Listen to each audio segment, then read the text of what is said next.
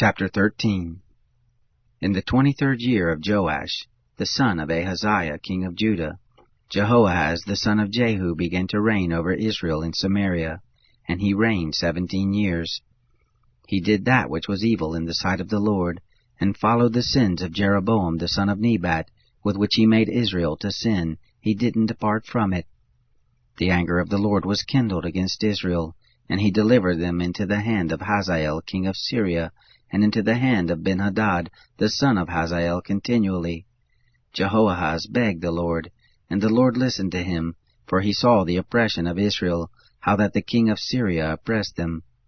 The Lord gave Israel a Savior, so that they went out from under the hand of the Syrians, and the children of Israel lived in their tents as before. Nevertheless they didn't depart from the sins of the house of Jeroboam, with which he made Israel to sin, but walked therein, and there remained the Asherah also in Samaria.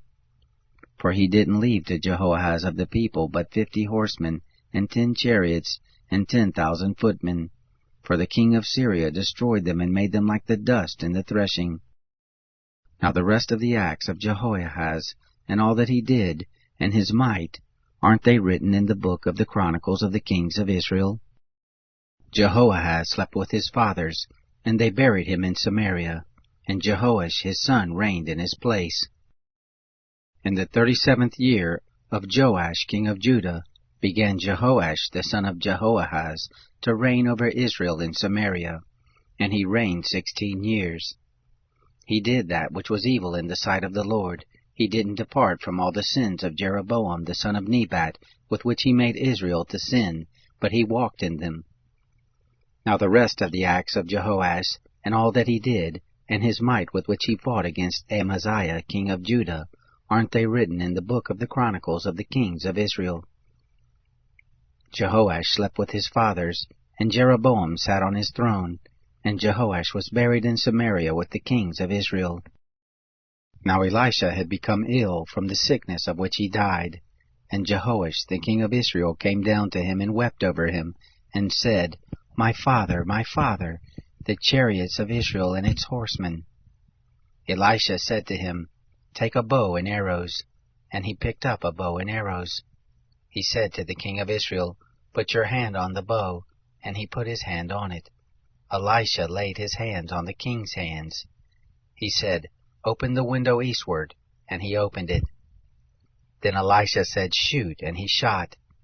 He said, the Lord's arrow of victory, even the arrow of victory over Syria, for you shall strike the Syrians in Aphek until you have consumed them. He said, take the arrows, and he took them. He said to the king of Israel, smite the ground, and he struck 3 times and stopped. The man of God was angry with him and said, you should have struck 5 or 6 times, then you would have struck Syria until you had consumed them, whereas now you shall strike Syria but 3 times. Elisha died, and they buried him.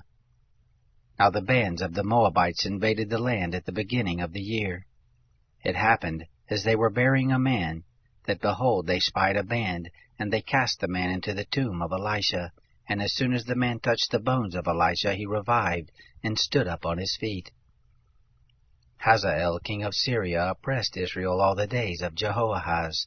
But the Lord was gracious to them, and had compassion on them, and had respect for them, because of his covenant with Abraham, Isaac, and Jacob, and would not destroy them, neither cast them from his presence yet. Hazael king of Syria died, and Benhadad his son reigned in his place. Jehoash the son of Jehoahaz took again out of the hand of Benhadad the son of Hazael the cities which he had taken out of the hand of Jehoahaz his father by war. 3 times did Jehoash strike him, and recovered the cities of Israel.